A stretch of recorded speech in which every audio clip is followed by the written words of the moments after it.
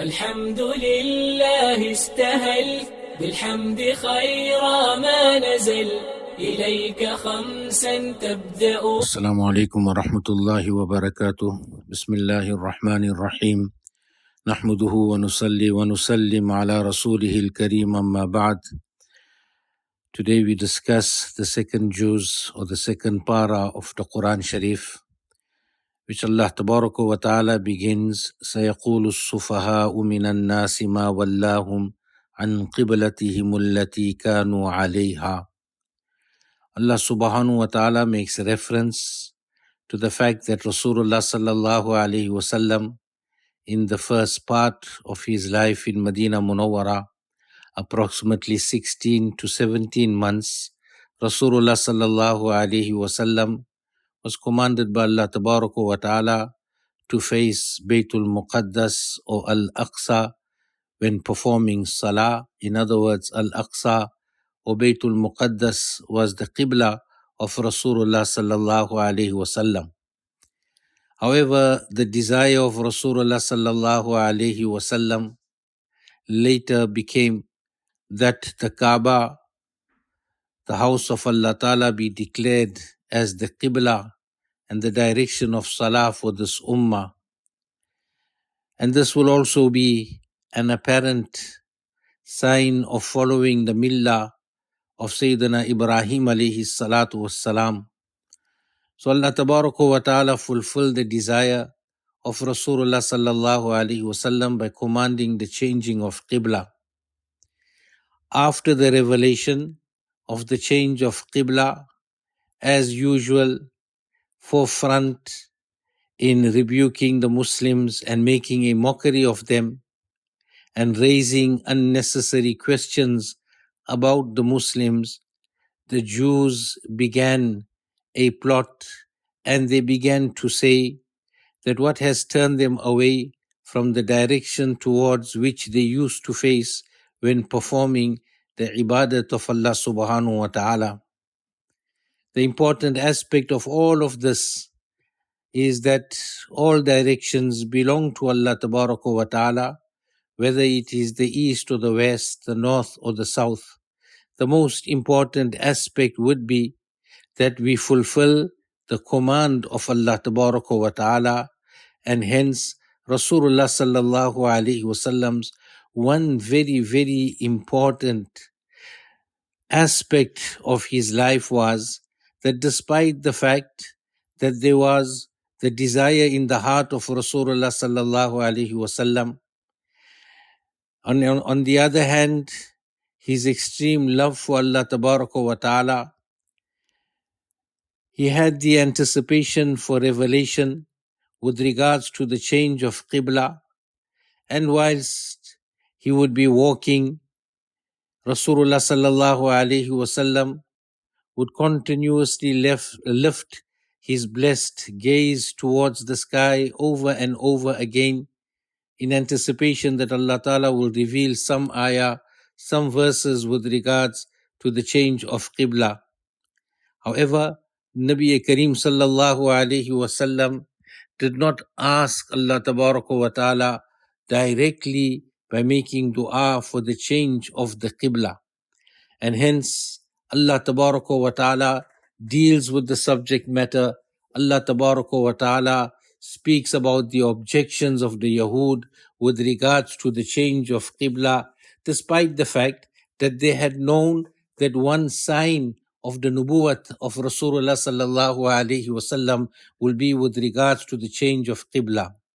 Allah subhanahu wa ta'ala in this surah also gives a very important antidote and the medication from Allah subhanahu wa ta'ala as to how to deal with these matters.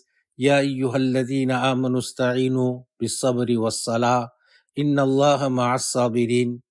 That whilst their stubbornness was glaring in the faces of the Muslims, Allah Tabaraka wa Ta'ala shows what the remedy would be, and that is seek the help of Allah Ta'ala through patience and salah.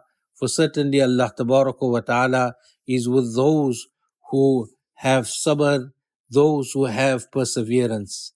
Then Allah Tabaraka wa Ta'ala also responds to a concern that the Sahaba of Rasulullah Sallallahu Alaihi Wasallam had, and that is during the days of ignorance, two idols were placed on Mount Safa and Marwa, and the idol worshippers used to worship these. And when Sahaba radiallahu ta'ala anhum accepted Iman and Islam, they began to abstain from making tawaf of Safa and Marwa because of these two idols. Hence Allah subhanahu wa ta'ala revealed, Inna Safa wal Marwata min sha'airillah, that Safa and Marwa, these are the salient features of Allah subhanahu wa ta'ala. They are the sha'air of Allah subhanahu wa ta'ala, and hence Allah tabaraka wa ta'ala addressed the concern of the Sahaba radiallahu ta'ala anhum. Now going forth in the surah, or in this part of the surah, in this juz, Allah subhanahu wa ta'ala addresses various other masail, various other aspects of deen, and ulama have counted up to 24 different kinds of injunctions, whether it be to the fact that the Quraysh had their own way of branding halal and haram. Allah subhanahu wa ta'ala addressed that. Then there was the issue of qisas, which is the penal law of retaliation.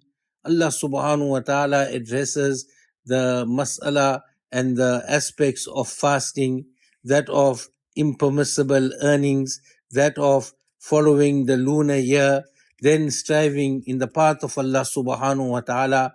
The various aspects of Hajj is also discussed in the surah, and hence Allah tabaraka wa ta'ala speaks about the social disorders. Allah subhanahu wa ta'ala speaks about nikah. Allah subhanahu wa ta'ala speaks about talaq. And then as the surah, as the para draws to an end, Allah subhanahu wa ta'ala speaks about two incidents that had taken place in the lives of the Anbiya alayhimus salatu was salam in the past. Allah subhanahu wa ta'ala speaks about one, a community, Alam tara ila alladhina kharaju min diyarihim wa hum ulufun hadar al-maut. Allah ta'ala says that, have you not seen those who were in thousands, they left their homes to escape from death. فَقَالَ لَهُمُ اللَّهُ مُوتُوا. Allah subhanahu wa ta'ala said to them, die. ثُمَّ أَحْيَاهُمْ. And then Allah tabaraka wa ta'ala raised them once again alive. Amongst the Bani Israel was a community that was living in a city that was struck by a plague or some other epidemic. And the whole group of these people from the city panicked, and in panic, some 10,000 of them fled from their homes, fled from the city. And the result of all of this was that they came and they located themselves in a valley between two mountains.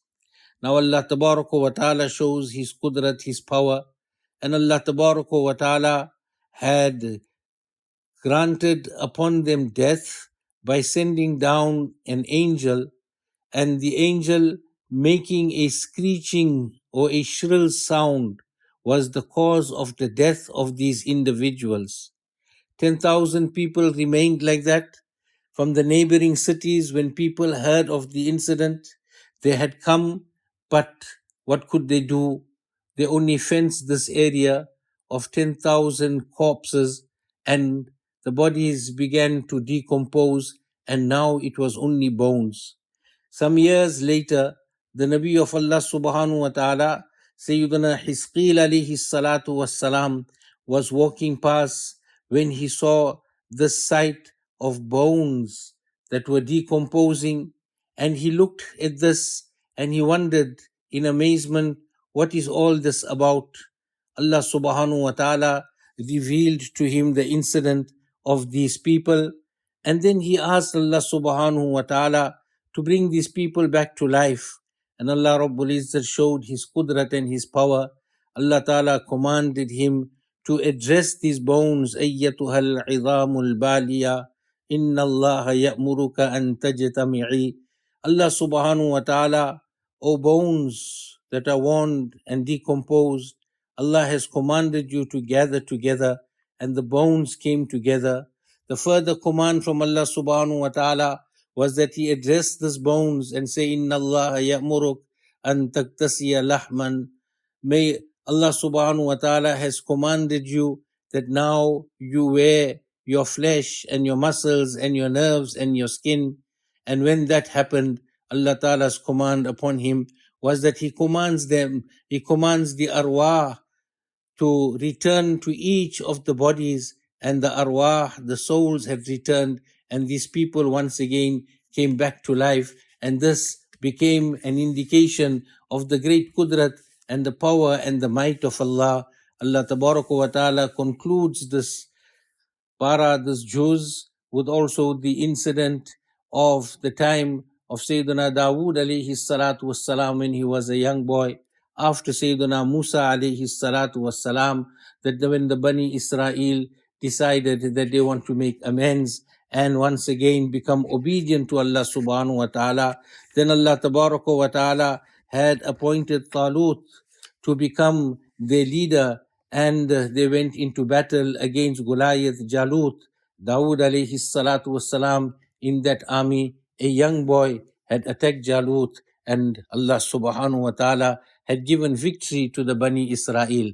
Now this particular incident was not well known amongst the Bani Israel, and hence Allah subhanahu wa ta'ala concludes this para with the fact that these are the signs of Allah subhanahu wa ta'ala, and these are the signs of the nubuwwat and the prophethood of our Rasulullah sallallahu alaihi wasallam. May Allah tabaraka wa ta'ala grant us the enthusiasm to recite the Quran and to understand the meaning of the Quran. Wa sallallahu ala nabiyil kareem wa alihi wa ashabihi ajma'in walhamdulillahi rabbil alameen. بالحمد حين تقرأ بالحمد حين تقرأ